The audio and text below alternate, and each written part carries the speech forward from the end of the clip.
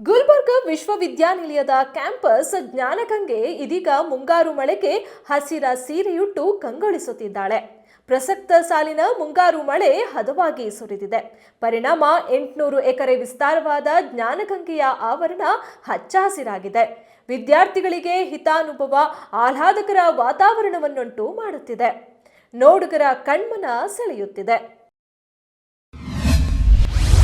ಭಾರತ ಮೂಲದ ಅಮೆರಿಕ ಅಧ್ಯಕ್ಷೀಯ ಚುನಾವಣೆಗೆ ಡೆಮಾಕ್ರೆಟಿಕ್ ಪಕ್ಷದ ಅಭ್ಯರ್ಥಿಯಾಗಿರುವ ಕಮಲಾ ಹ್ಯಾರಿಸ್ ಅವರ ವಿರುದ್ಧ ರಿಪಬ್ಲಿಕನ್ ಪಕ್ಷದ ಅಭ್ಯರ್ಥಿ ಮಾಜಿ ಅಧ್ಯಕ್ಷ ಡೊನಾಲ್ಡ್ ಟ್ರಂಪ್ ಸೂಕ್ಷ್ಮಹೀನ ಜನಾಂಗೀಯ ದಾಳಿ ನಡೆಸಿದ್ದಾರೆ.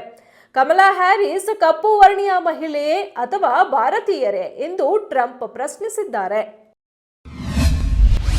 ರಕ್ತ ಕ್ಯಾನ್ಸರ್ನಿಂದ ಬಳಲುತ್ತಿದ್ದ ಮಾಜಿ ಕ್ರಿಕೆಟರ್ ಅಂಶುಮನ್ ಗಾಯಕ್ವಾಡ್ ಬುಧವಾರ ನಿಧನರಾಗಿದ್ದಾರೆ. 71 ವರ್ಷವಾಗಿದ್ದ ಅಂಶುಮನ್ ವಡೋದರಾದ ಬಾಯಿಲಾಲ್ ಆಸ್ಪತ್ರೆಯಲ್ಲಿ ಚಿಕಿತ್ಸೆ ಫಲಕಾರಿಯಾಗದೆ ಕೊನೆಯುಸಿರೆಳೆದಿದ್ದಾರೆ.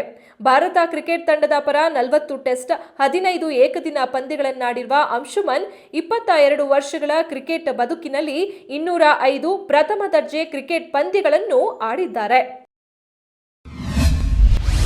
ವಯನಾಡು ಭೂಕುಸಿತದಲ್ಲಿ ಗಾಯಗೊಂಡವರ ಚಿಕಿತ್ಸೆಗಾಗಿ ಮೇಪಾಡಿ ಪಾಲಿಟೆಕ್ನಿಕ್ನಲ್ಲಿ ತಾತ್ಕಾಲಿಕ ಆಸ್ಪತ್ರೆ ನಿರ್ಮಿಸಲಾಗಿದೆ.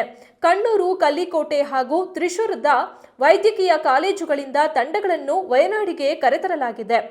ಶಸ್ತ್ರಚಿಕಿತ್ಸೆ, ಹೃದ್ರೋಗ, ಮೂಳೆ ಚಿಕಿತ್ಸೆ, ಮನೋವೈದ್ಯ ಹಾಗೂ ವಿಧಿವಿಜ್ಞಾನ ವಿಭಾಗಗಳಿಂದ ಹೆಚ್ಚುವರಿ ವೈದ್ಯರು ಮತ್ತು ನರ್ಸ್ಗಳನ್ನು ನಿಯೋಜಿಸಲಾಗಿದೆ.